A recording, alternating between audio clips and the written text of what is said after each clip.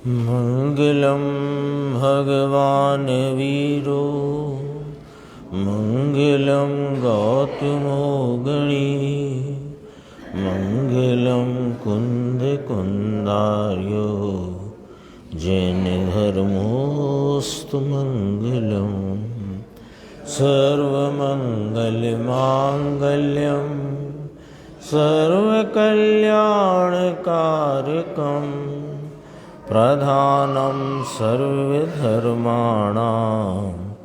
जैनं जयतु शासनम्।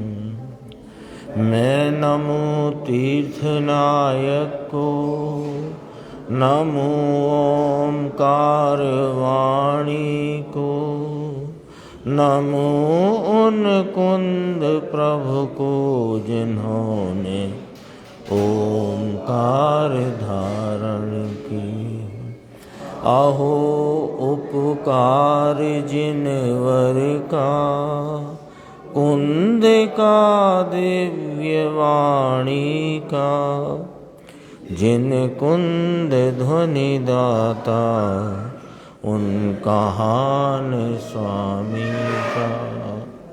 चिदानंदिक रूपाए जिनाए परमात्मने, परमात्म प्रकाशाय नित्यं सिद्धात्मने नमः। आचार्य योगेंद्र देव कृत परमात्म प्रकाश नाम का ग्रंथ है और इसके दूसरे अधिकार की 32वीं गाथा। और आज गुरुदेव श्री के व्याख्यान में अपन ने 32वीं गाथा का भी स्पष्टीकरण आया और 33वीं गाथा का भी प्रारंभ हुआ। 32वीं गाथा में जो विषय आया उसकी थोड़ी चर्चा जो आज गुरुदेव श्री ने ली उस पर अपन अपनी चर्चा स्वाध्याय करते हैं कि जो रागादि दोष रहित निर्मल रत्नत्रय है, यानी अपने निर्मल पवित्र परिपूर्ण आत्मा की प्रतीति, उसका संचेतन और उसमें लीनता रूपी जो रागादि दोष रहित निर्मल रत्नत्रय है वही आत्मा है, ऐसा जो मानते हैं वे शिव पद के आराधक हैं। ये कहा कल अपनी चर्चा आ गई थी कि सम्यक दर्शन ज्ञान चारित्र रूपी पर्याय को क्यों आत्मा कहा। तो कहा कि व्यवहार रत्नत्रय रूपी जो राग भाव है वह आत्मा नहीं है, यह कहने के लिए, यह बताने के लिए निर्मल भाव को यानी निर्मल रत्नत्रय रूपी भाव को आत्मा कहा गया है। ये चर्चा थी। तो उसी में बात आगे बढ़ी कि वे ही जो निर्मल रत्नत्रय को आत्मा जानते हैं, मानते हैं, वे ही शिव पद के आराधक हैं और वे ही मोक्ष पद के आराधक हुए माने होते हुए अपने आत्मा को ध्याते हैं। बात तो वही आ गई। बात शुरू तो की थी यहाँ से कि जो निर्मल रत्नत्रय स्वरूप भाव को ही आत्मा मानते हैं वे ही शिव पद के आराधक हैं। तो इसी को फिर अर्ध विराम के बाद इस प्रकार कहा, और वे ही जो निर्मल रत्नत्रय भाव में परिणमित हैं वे ही मोक्ष पद के आराधक हैं। और मोक्ष पद के आराधक होते हुए होकर के वे क्या कर रहे हैं कि अपने आत्मा को ध्याते हैं। शिवपना वह आत्मा का स्वरूप है। शिव नाम सुख होता है। तो सुख जो है, सुखत्व कहो, आनंदमयता कहो या शिवपना कहो, वह आत्मा का स्वरूप है। इसलिए धर्मात्मा अपने स्वरूप का ध्यान करते हैं। ध्यान तो आत्मा का ही करते हैं, लेकिन आत्मा राग रूप नहीं है। आत्मा पवित्र भाव स्वरूप है, पवित्र स्वभाव स्वरूप है। यह बताने को कहा कि निर्मल रत्नत्रय को आत्मा कहा। शिव पद की प्राप्ति के लिए भगवान आनंद का नाथ प्रभु उसकी सन्मुखता से उसकी सेवा करते हैं। लो, सेवा करते हैं किसकी? इस चैतन्य अपने अनादिनाथ की सेवा करते हैं। कैसे करते हैं? कि उसकी सन्मुखता के द्वारा करते हैं। सेवा का अर्थ क्या है? कि सेवन करते हैं। सेवा का अर्थ वहाँ कोई हाथ पैर दबाना तो है ही नहीं। अमूर्तिक वस्तु ज्ञान स्वरूपी आनंद स्वरूपी उसकी सेवा का अर्थ क्या? कि सेवन करते हैं उसका, उसके अनंत आनंद आदि भावों को अपनी पर्याय में वेदते हुए, अनुभवते हुए, भोगते हुए उसका सेवन करते हैं। तो उसके सन्मुख होना यानी जिनकी सन्मुखता में राग रूपी मलिनता की उत्पत्ति है, उनकी सन्मुखता छोड़कर इस पवित्र भगवान की सन्मुखता करना।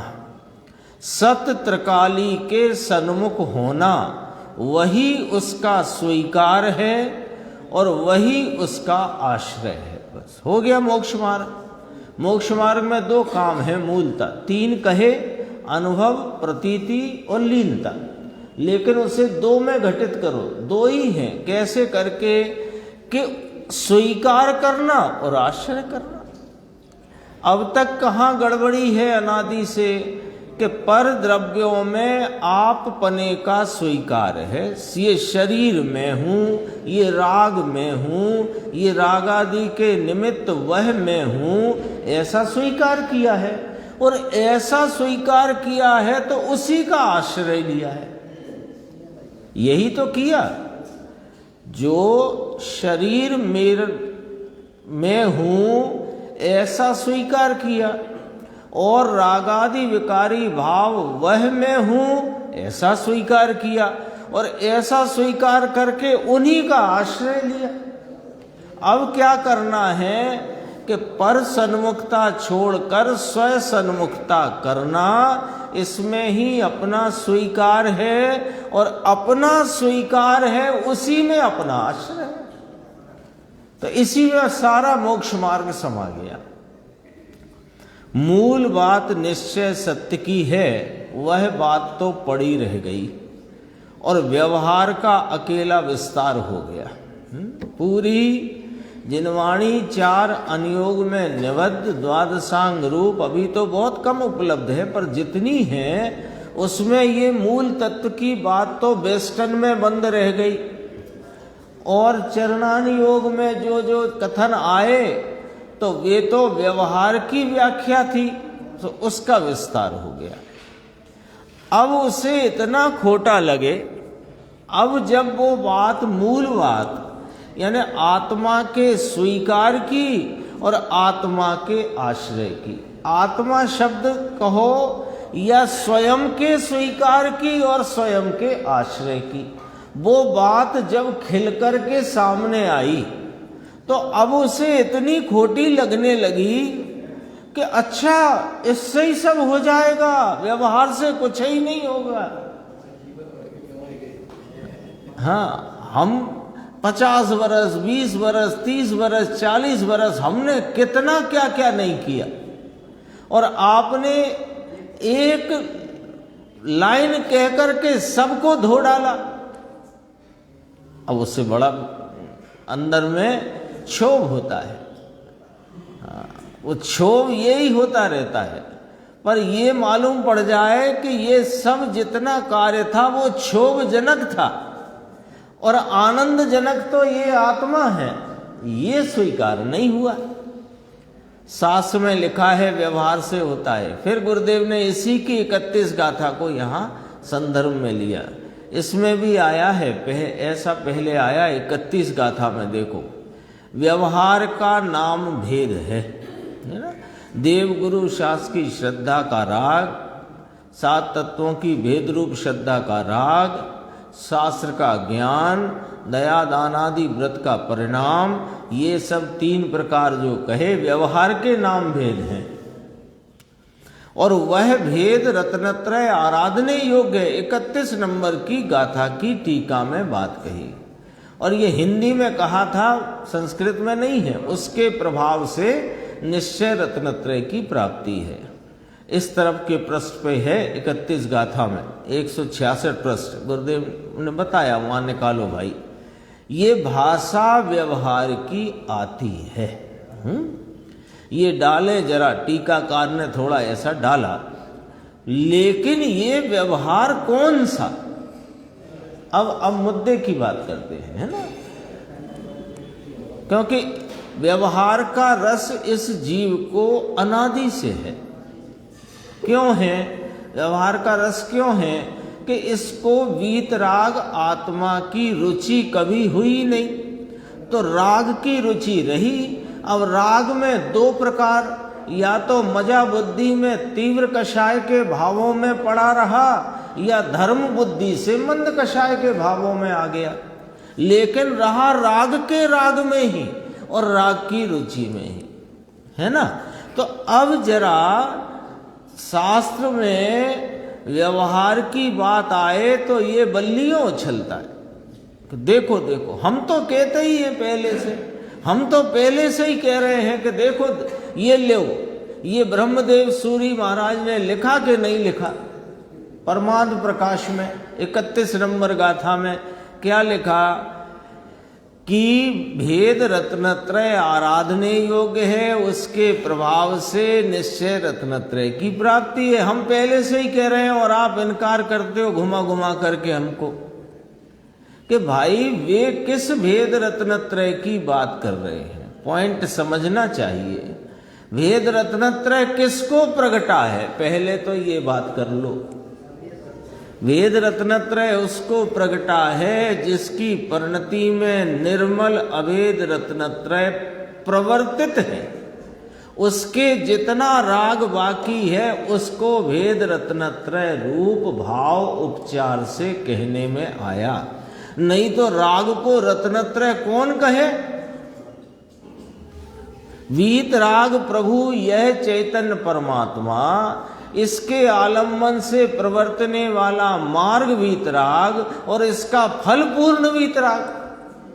तो इस वीतरागता की धारा में राग को कौन रत्नत्रय कहे? अरे वो तो अंतरंग में जो वीतराग भाव प्रवर्तित है उसके साथ जो राग शेष रह गया है, उस राग को उपचार से व्यवहार से भेद रत्नत्रय कहने में आया है। नहीं तो खुद ही विचार करो, राग को कौन रत्नत्रय कहेगा?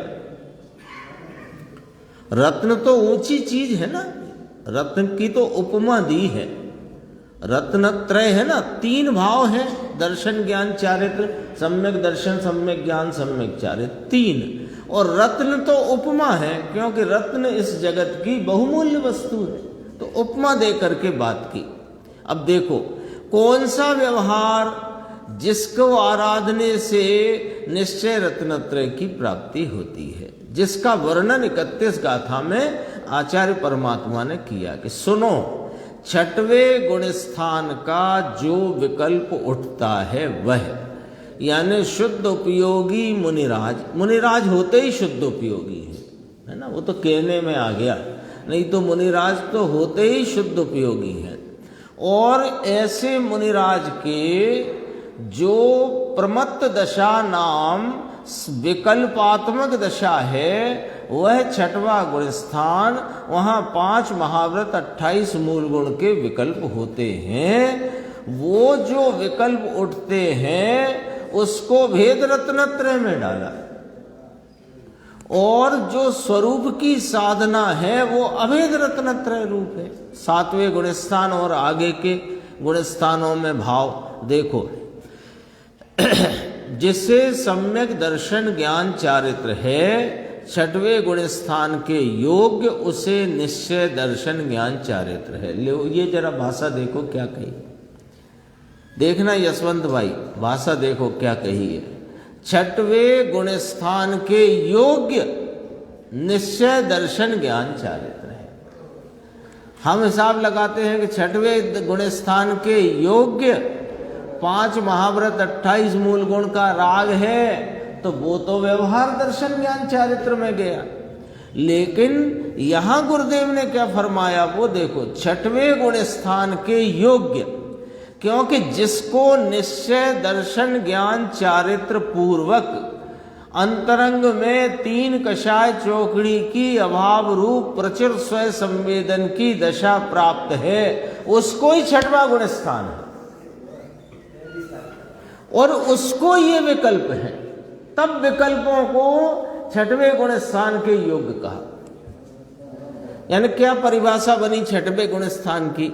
छठवें गुण स्थान की क्या परिभाषा अपने सामने आई है कि अपने स्वरूप के आलम्बन से उत्पन्न स्वरूप की प्रतीति, स्वरूप का संचेतन और स्वरूप की रमणता रूपी 3 कषाय चौकड़ी की अभाव रूप वीतराग परिणति जो है उस वह छठवें गुण स्थान के योग्य है।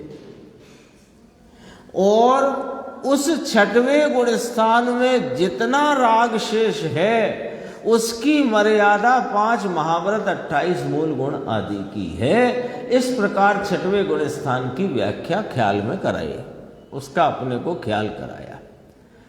उसे जो विकल्प उठता है किसको?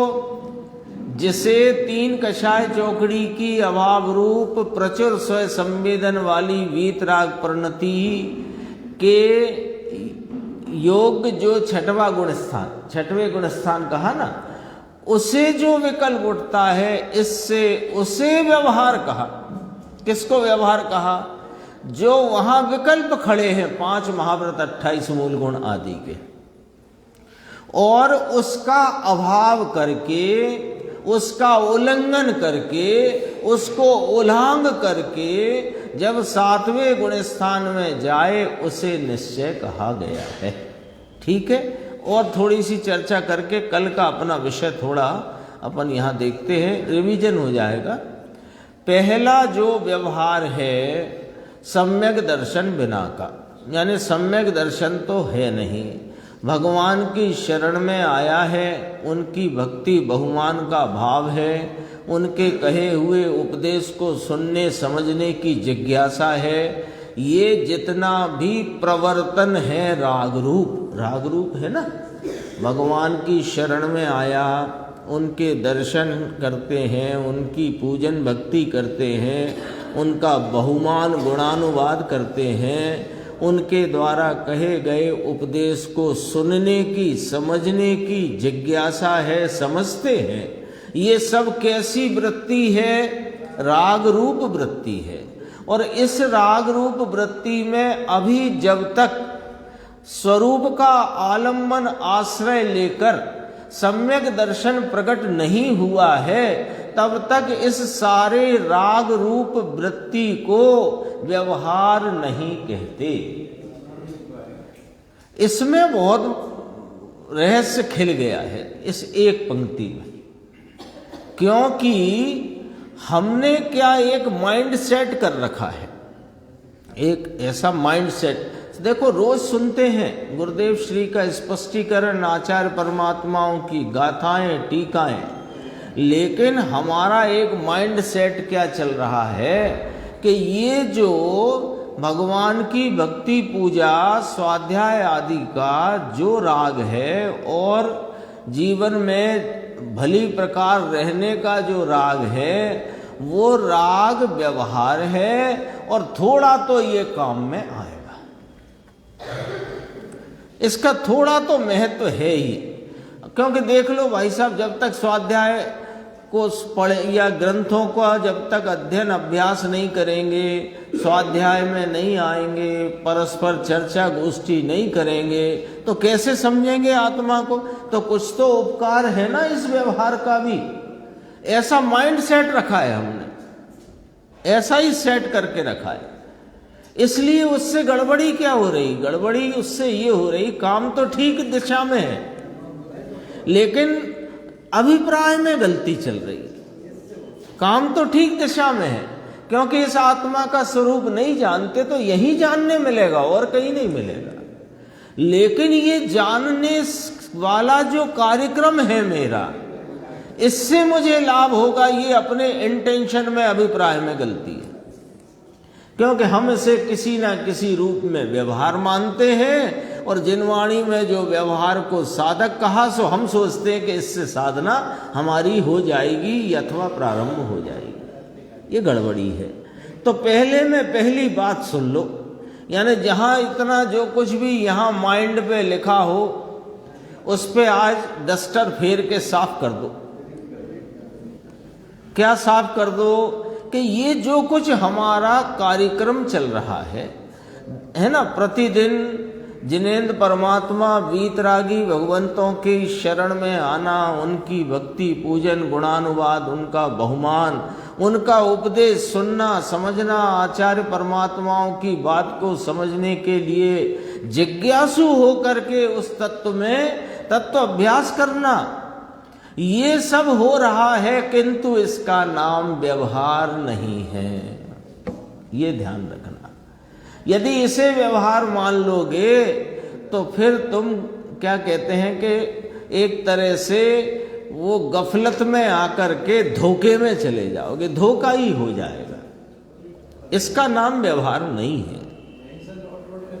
हाँ, यहीं से लौट लौट के, ये तो अभी तो अपना कुछ भी नहीं चल रहा, 9वें ग्रह तक हो आए तब भी लौट के पड़े तो यहीं के यहीं है। बात समझने की है। देखो, अब जो कल चर्चा चली थी उसका संक्षेप में अपने पास रिवीजन की बात आई है। व्यवहार तो किसे कहा? इसको व्यवहार नहीं कहा, इसलिए ये सब अपने चित्त से निकाल दो। जब तक हमारे स्वरूप की दृष्टि होकर हमें अपने इस आनंद स्वरूप आत्मा के अतीन्द्रिय आनंद का आस्वादन, उसकी प्रतीति नहीं, तब तक हमारी कोई प्रवृत्ति व्यवहार नाम नहीं पाती। तो होता तो है कि हाँ होता है ना, यही होएगा। आपको आत्मा जानने की जिज्ञासा होगी तो आप रेलवे स्टेशन के प्लेटफॉर्म पे और सिनेमा में बैठे नहीं मिलोगे, यही मिलोगे। लेकिन यहां होने पर भी ये मेरा व्यवहार चल रहा है, इस धोखे में मत रहना, ये धोखा मत पालना। आगे देखो, फिर व्यवहार है क्या? सुनो, व्यवहार तो सम्यक निश्चय आत्मा की दृष्टि अनुभव हो, पश्चात जो राग आए उसे व्यवहार कहा जाता है। पश्चात, पहले आत्मा की दृष्टि हो, अनुभव हो, मैं कौन हूं ऐसी प्रतीति, और अपने आनंद स्वरूप आत्मा का आस्वादन संचेतन हो, और फिर जो राग रह गया है उसे व्यवहार कहा जाता है। तो फिर यहां किसको लेंगे कि 6वें गुण स्थान को लिया, सीधा लिया। तो इस 6वें गुण स्थान में जो व्यवहार कहा वह निश्चय दर्शन ज्ञान चारित्र है। उसको जो व्यवहार है उसे यहां व्यवहार कहकर, 6वें गुण स्थान में 2 भाव चल रहे हैं। एक तो 3 कषाय चौकड़ी की अभाव रूप वीतरागता की प्रचुर स्वय संवेदन रूप परिणति, और अभी जितना राग शेष है उतना पर वहां 5 महाव्रत 28 मूल गुण आदि का विकल्प रूप भाव चल रहा है। ठीक है, 6वें गुण स्थान का नक्शा आ गया, 6वें गुण स्थान का नक्शा आ गया। तो कहा कि उस व्यवहार से निश्चय होता है, ऐसा आगम में व्यवहार नय से कहा गया है। कल आए थे ना 3 कॉलम कि 5 महाव्रत 28 मूल गुण से शुद्ध उपयोग की प्राप्ति का कारण कहना, ये व्यवहार। वहां रही हुई 3 कषाय की अभाव रूप वीतराग परिणति को कारण कहना, ये भी व्यवहार। और वहां पर पूर्व के विकल्प रूप और पूर्व की शुद्ध परिणति का जो भाव है उसका उल्लंघन करके सीधा आत्मा में जुड़ने रूप जो वर्तमान शुद्ध उपयोग परिणाम उत्पन्न हुआ है, वो परिणाम ही परिणाम का कारण है और कोई नहीं। 3 बातें आई थी, वही देखो दोबारा से। वास्तव वहां व्यवहार कहकर उस व्यवहार से निश्चय होता है। कौन से 28 मूल गुण के व्यवहार से शुद्ध उपयोग होता है, ये व्यवहार कहा। दूसरा, वास्तव में तो निर्विकल्प परिणति है, वही आगे बढ़कर शुद्धता उसमें बढ़ती है, और विकल्प से होता है ऐसा तो व्यवहार से कथन किया है। अब कहते हैं बहुत मार्ग ऐसा। फिर आगे दूसरा पॉइंट, वो जो छठवें गुण स्थान की निर्मलता है, छठवें गुण स्थान के 2 भाव ख्याल करें ना अपन ने, 2 भाव, एक निर्मलता का और एक राग का भाव। तो राग के भाव को व्यवहार कहा, तो तब ये कहा कि वो अंतरंग में निर्मलता है, वही बढ़कर के शुद्ध उपयोग भाव को प्राप्त होती है। अब आगे बढ़े तो जो छठवें गुण स्थान की निर्मलता है उसे 7वें गुण स्थान के शुद्ध उपयोग का कारण कहना, वह भी एक न्याय से व्यवहार है, क्योंकि छठवें गुण स्थान की निर्मलता का तो अभाव हो जाता है। तो लो, आप तो कहते थे वह निर्मलता अखंड धारावाही है, तो अखंड धारावाही भैया समय समय करके है, तो पूर्व के समय की जितनी वीतरागता है उसका अभाव है, और नवीन शुद्ध उपयोग से वीतरागता में वृद्धि है, तो नए वृद्धि आई कि नहीं आई? ताजा ताजा है ना वहां, तो भले अखंड है। छठवें गुण स्थान की निर्मलता का तो अभाव होकर 7वें की पर्याय प्रकट होती है, 6वें की निर्मलता की पर्याय का व्यय होकर 7वें का उत्पाद निर्विकल्प पर्याय होती है। सो वो निर्विकल्प पर्याय शुद्ध उपयोग की जो उस क्षण वर्तमान में उपस्थित हुई है, उसका कारण वह पर्याय स्वयं ही है, अन्य कोई नहीं है। यहां तक अपनी चर्चा आई, थोड़ी और है, 485 पेज सारांश पूरी गाथा का। देखो, योग फल तो, सारांश तो भगवान ज्ञानानंद स्वरूप है, उसे अवलोकना, उसे मानना और उसमें स्थिर होना, यह वस्तु है, यानी यह वास्तविक मार्ग है। बाहर का अवलोकना छोड़कर अंतर भगवान को अवलोकना, बाहर की व्यवहार आदि की श्रद्धा को छोड़कर भगवान की श्रद्धा करना, ये भगवान की व्यवहार आचरण के विकल्प को छोड़कर स्वरूप का आराधन करना, स्थिरता करना, ये 32वीं गाथा का समझो सारांश रूप भाव यहां आया। अब अपन 33वीं गाथा में का प्रारंभ करते हैं। 487 पेज है, सूत्र है, देखो। अपा गुण मौणिम मिलऊ अणुदिणु जे झायन्ति ते परिणियमें परम मुनि लौड़े बाणु लहन्ति।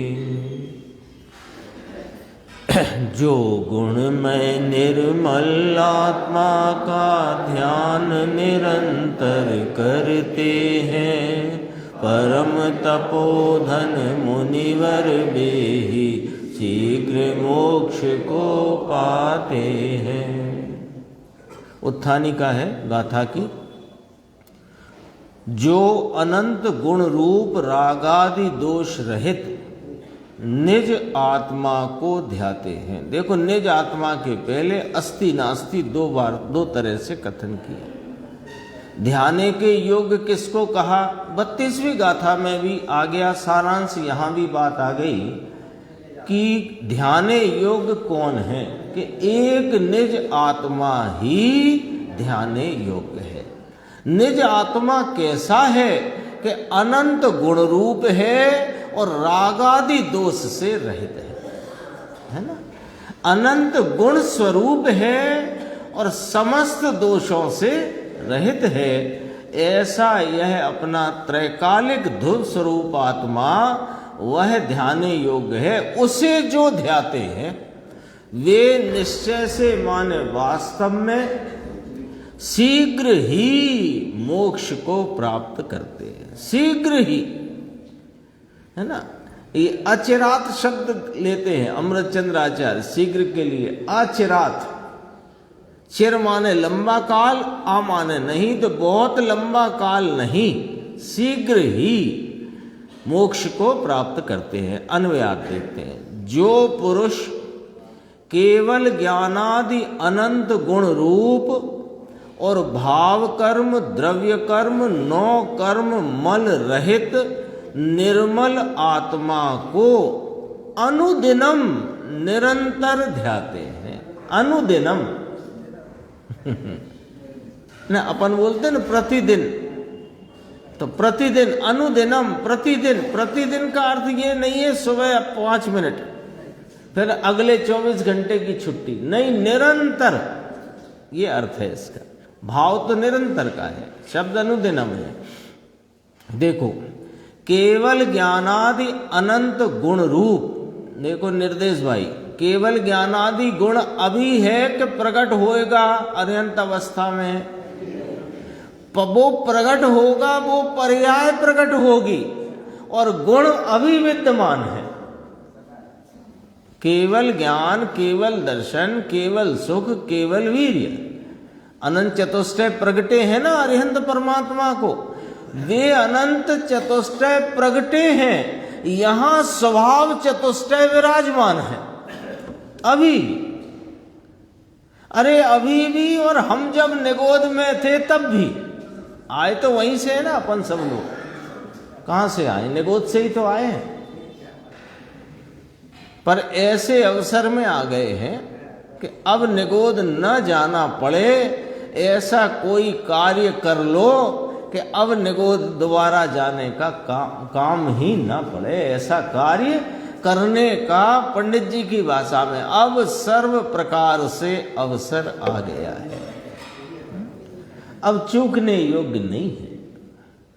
बोलो अभी क्या रह गया है बाकी? अपन तो ये विचार करो, जो बाकी रह गया हो अपन उसकी तैयारी करते हैं बस। और भाई जैसे घर में कोई बड़ा आयोजन हो तो अपन आयोजन की तिथि नज़दीक आती जाए तो अपन क्या करते हैं कि विचार करते हैं कि क्या बाकी रह गया है ना। अब अनादि से भटकते भटकते भटकते भटकते अपन आए और कोई ऐसी भली होनहार के वश बहुत बहुत भवों का पुण्य संचित जो था वो उदय में आकर के यहाँ खड़ा हो गया। तब अपने को यह सर्वज्ञ देव का और अनंत अनेकों आचार्यों का यह भाव असली मार्ग अपने को सुनने मिला।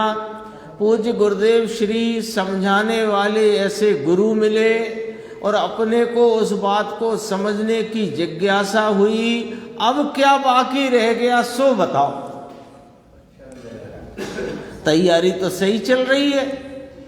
सर्वज्ञ परमात्मा उनकी कथनी का निरूपण करने वाले आचार्यों के ग्रंथ, उन आचार्यों के ग्रंथ पर टीका करने वाले और आचार्य, और उन आचार्यों की कथनी के मर्म को खोलने वाले पूज्य गुरुदेव श्री, ये सब अपने को मिल गए। अब क्या बाकी रह गया है मुकेश जी बताओ?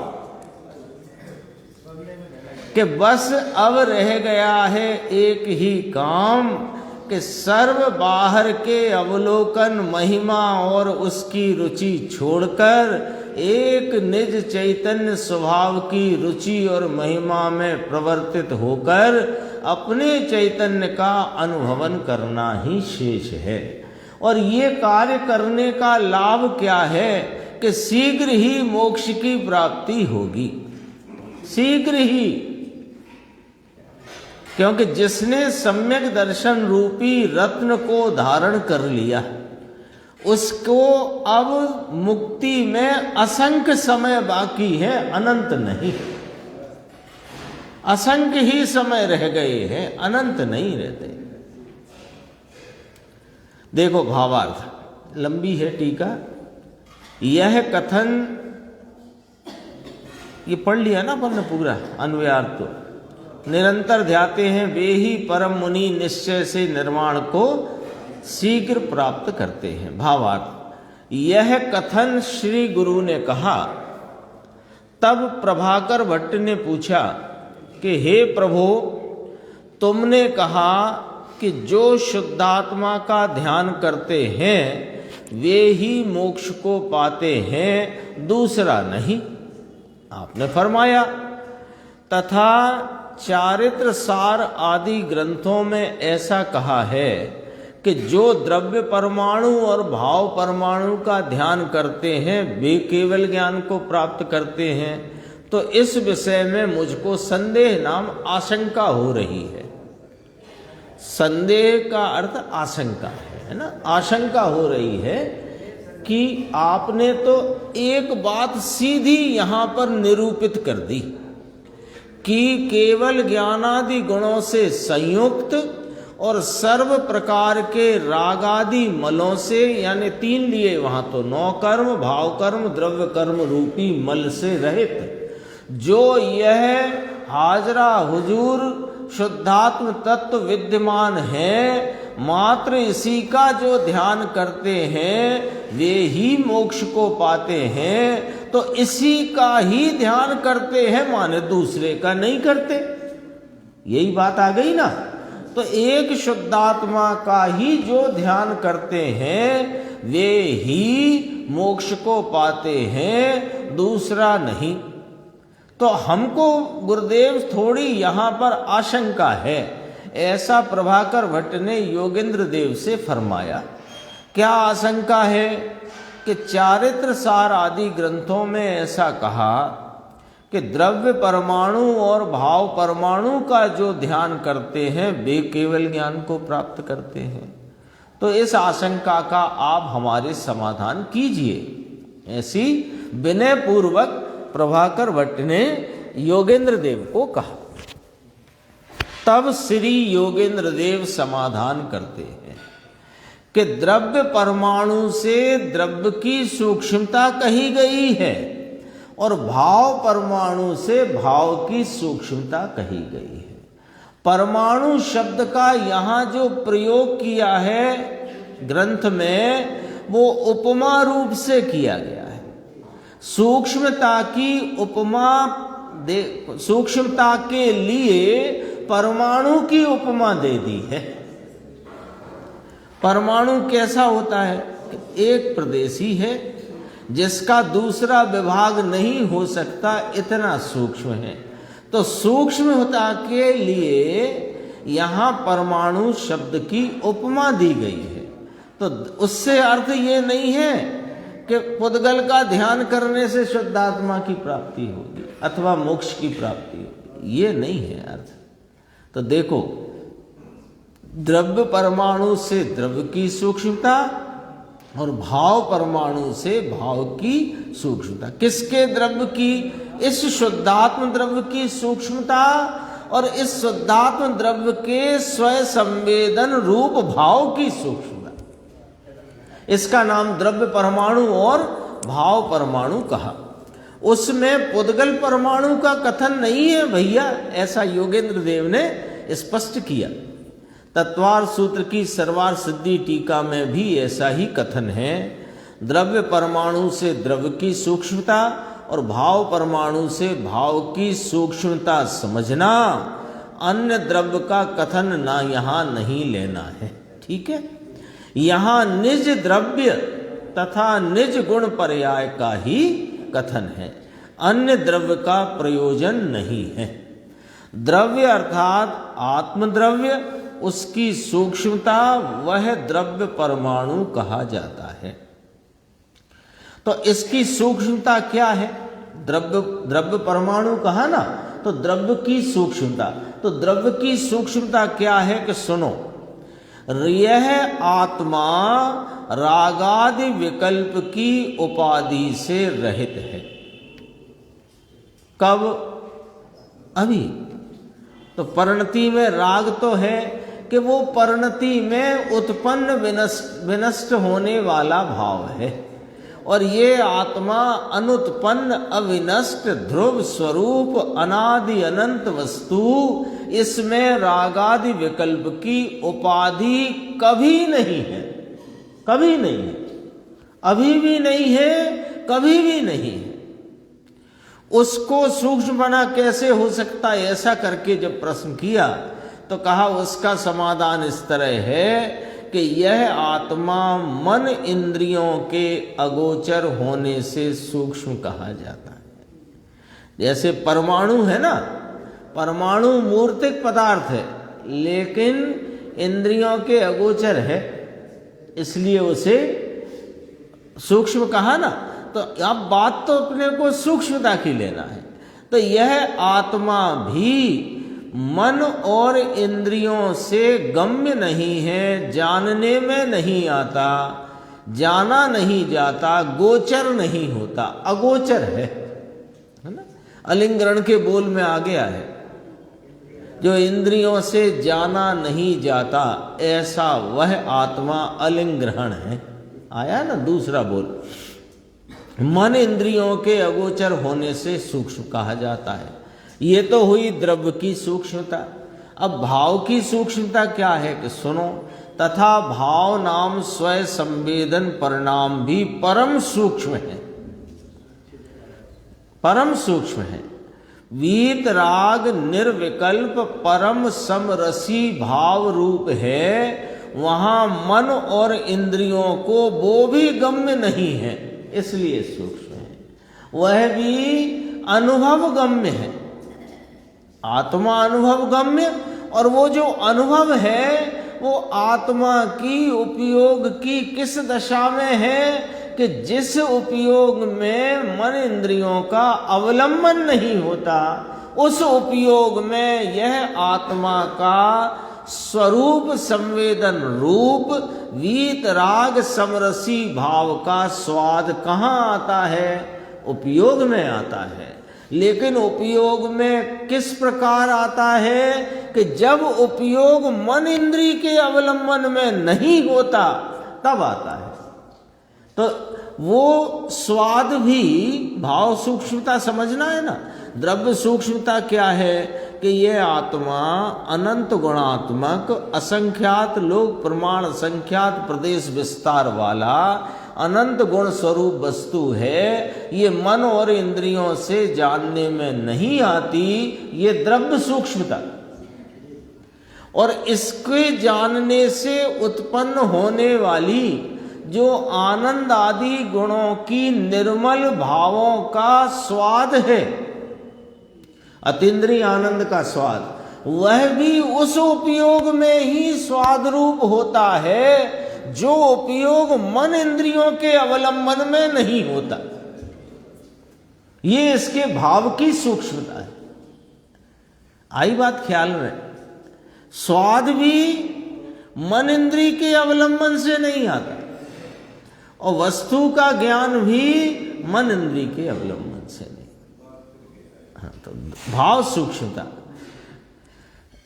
ऐसा कथन सुनकर फिर शिष्य ने पूछा, अभी प्रश्न उसके पूरे नहीं हुए। पहले तो उसने पूछा द्रव्य परमाणु भाव परमाणु के ध्यान से केवल ज्ञान होना लिखा है, तो कहा भाई द्रव्य परमाणु माने इस आत्म द्रव्य की सूक्ष्मता, और भाव परमाणु माने आत्म स्वरूप के स्वाद रूप भाव की संचेतन के भाव की सूक्ष्मता, है ना। तो ये कहा।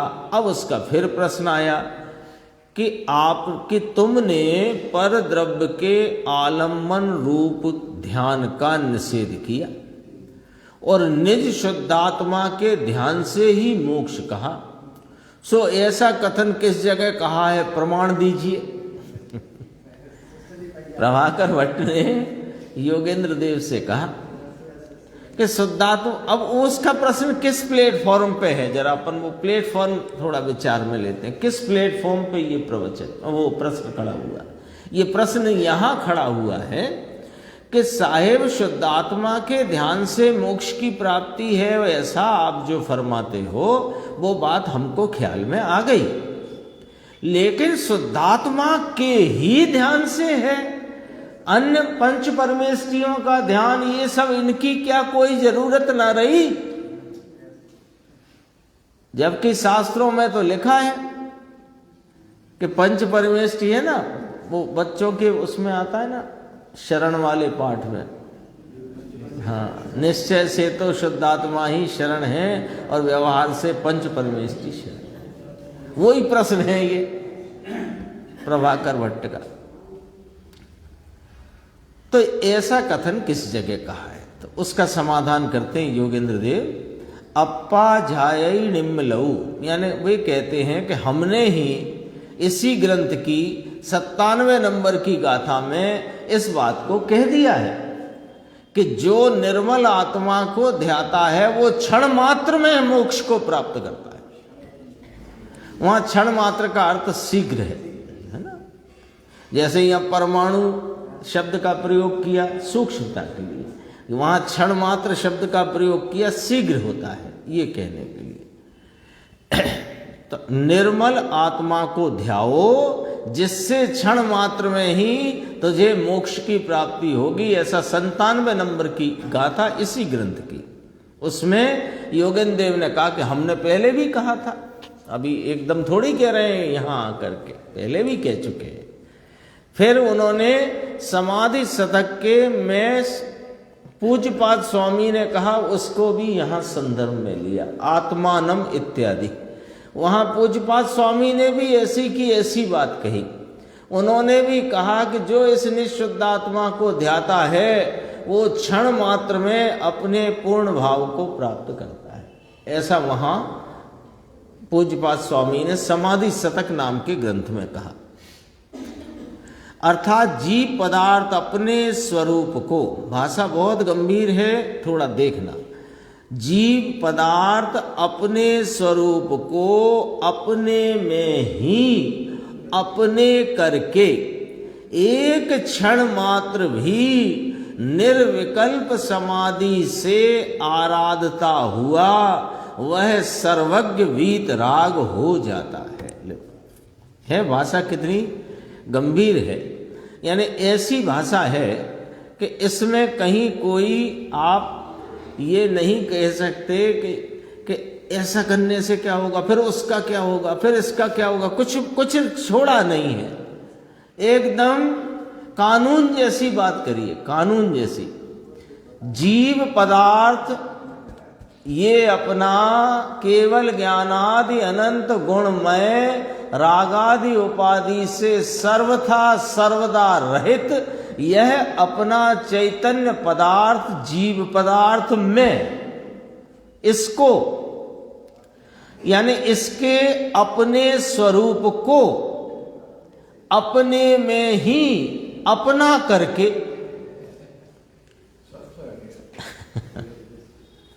अपने स्वरूप को अपने में ही अपना करके, यानी इस अनंत गुणमय आत्म स्वरूप को अपने वर्तमान उपयोग परिणाम द्वारा विषय करके उसमें आप रूपता की ही प्रतीति करके, अपने करके, आ गया, अपने स्वरूप को अपने में ही, यानी अपने वर्तमान प्रवर्तमान उपयोग में ही अपने को विषय करके, अपना करके माने आप रूप प्रतीति करके उसमें क्षण मात्र भी, क्षण का अर्थ यहाँ अल्प समय, बहुत अल्प समय है ना, क्षण मात्र भी निर्विकल्प समाधि से आराधता हुआ। अब देखो किसको आराधने की बात करी है? अपने स्वरूप को अपने उपयोग दशा के द्वारा अपना करके, यानी आप रूपता की प्रतीति पूर्वक अपने स्वरूप के संचेतन भाव द्वारा अपने को ही संचेतता है। किस भाव से? कि निर्विकल्प समाधि के भाव से। निर्विकल्प समाधि, दो शब्द आए ना, तो दोनों शब्द का भाव इस प्रकार है। विकल्प रहित भाव को निर्विकल्प कहा और आदि व्याधि उपाधि से रहित भाव को समाधि कहा, है ना। तो जो रागादि भाव से रहित अपने वीत राग भाव के द्वारा किसको आराधता है, अपने निज शुद्धात्मा को, वह सर्वज्ञ वीत राग हो जाता है। यही बात पूज्यपाद स्वामी ने कही, यही बात आचार्य योगेंद्र देव ने 97 नंबर की गाथा में इसी ग्रंथ में कही। ये उन्होंने संदर्भ वो प्रभाकर भट्ट को प्रस्तुत किए, उसका प्रश्न था ना इसके लिए। अब देखो, जिस शुक्ल ध्यान में द्रव्य परमाणु की सूक्ष्मता और भाव परमाणु की सूक्ष्मता ध्यान करने योग्य है, ऐसे शुक्ल ध्यान में निज वस्तु और निज भाव का ही सहारा है, पर वस्तु का नहीं। ये उन्होंने योगेंद्र देव ने और स्पष्ट किया। क्या स्पष्ट किया?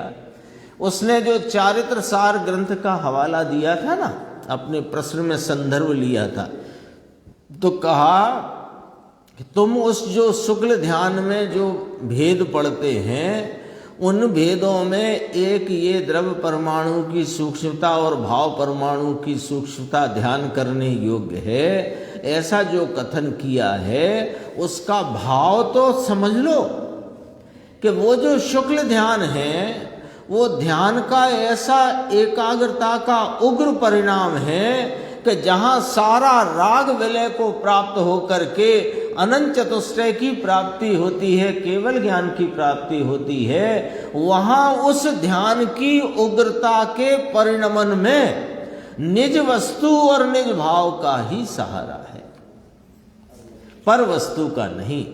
और स्पष्ट करते हैं, सिद्धांत में नाम आगम में शुक्ल ध्यान के 42 भेद कहे हैं। अब देखो, ये ब्रह्मदेव सूरी महाराज इस बात को कितना स्पष्ट करते हैं कि सिद्धांत में शुक्ल ध्यान के 42 भेद कहे हैं। वे अवांछिक वृत्ति से गौण रूप जानना, मुख्य वृत्ति से नहीं जानना। गंभीर है बात। हाँ, 2 मिनट ज्यादा लगाना पड़ेंगे, पूरी करना इसको, 2-3 मिनट में। अवांछिक वृत्ति से गौण रूप जानना। शुक्ल ध्यान में, सिद्धांत में जब शुक्ल ध्यान के उस स्वरूप की एकाग्रता में श्रेणी आरोहण करते हैं मुनिराज, तो वहां पर जो भेद पढ़ते हैं वो सर्वज्ञ के ज्ञान के आधार से उन भेदों का वर्णन आगम में करने में आया है। लेकिन मैंने अब इस भेद को प्राप्त कर लिया है, अब मुझे इस भेद को प्राप्त करना है, ऐसी वांछिक वृत्ति उस श्रेणी आरोहण करने वाले आत्मा के आराधक को नहीं होती। ये कहा, उसका दृष्टांत देते हैं। अवांछिक वृत्ति क्या होती है उसका दृष्टांत देते हैं। जैसे उपसम सम्यक्त के ग्रहण के समय, प्राप्ति के समय परमागम में प्रसिद्ध हैं जो अधः करण आदि भेद, करण लब्धि के भेद है ना, अधः करण, अनिवृत्ति करण आदि, अपूर्व करण, तो अधः करण आदि जो भेद हैं उनको जीव करता है। करता है माने उस रूप परिणमता है, लेकिन वे वांछा पूर्वक नहीं होते, सहज होते हैं। यानी जो सम्यक दर्शन उपसम सम्यक ही जो प्राप्त करता है, अपने स्वरूप का आस्वादन और प्रतीति करता है, वो लब्धियां नहीं गिनता रहता बैठ करके, वो लब्धियां नहीं गिनता, इतनी हो गई, अब इतनी हो गई, अब इतनी हो गई, बस अब क्या है।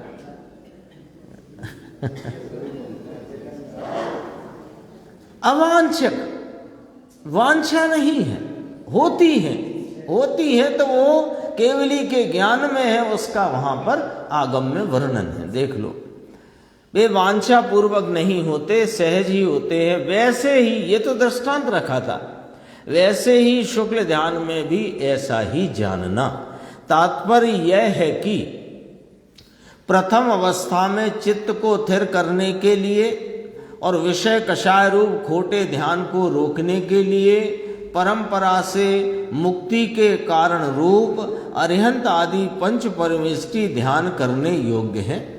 क्यों कि जब ध्यान करने के लिए प्रवृत्त होते हैं, उद्यत होते हैं, प्रयत्नशील होते हैं, तो पहले भोजन आदि के कोई कदाचित भाव हो तो वहाँ से हटना हो तो पंच परमेष्टि आदि का ध्यान करते हैं, खोटे विचार को टालने के निमित्त से।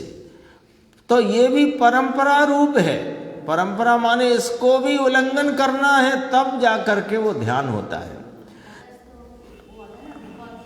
हाँ वो सब, हाँ उस सहज होते हैं, उसमें ये वाला कर लो और ये वाला निबट गया, अब ये वाला करो, ऐसा कुछ भी नहीं है। देखो अरिहंत आदि पंच परमेष्टि ध्यान करने योग्य है। बाद में चित्त के स्थिर होने पर जब चित्त खोटे विचार टल गए और पंच परमेष्टि के नाम स्मरण, स्वरूप स्मरण से जो चित्त में थोड़ी स्थिरता आई, तो साक्षात मुक्ति का कारण जो निज शुद्धात्म तत्व है वही ध्याने योग्य है, पंच परमेष्टि नहीं। आ गई ना बात स्पष्ट। इस प्रकार साध्य साधक भाव को जानकर ध्याने योग्य वस्तु में विवाद नहीं करना, विवाद मत करना।